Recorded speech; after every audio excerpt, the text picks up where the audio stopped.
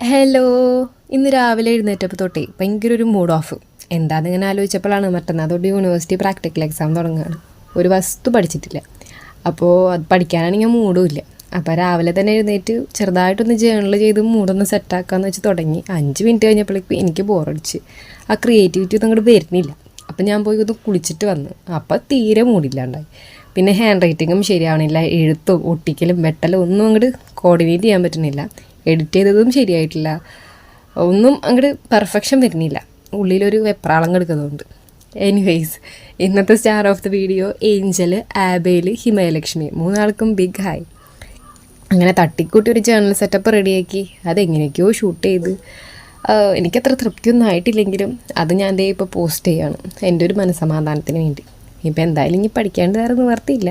നിങ്ങളിതേപോലെ exam time ആകുമ്പോൾ mood off ആവാറുണ്ടോ? ഉണ്ടെങ്കിൽ പറയണേ.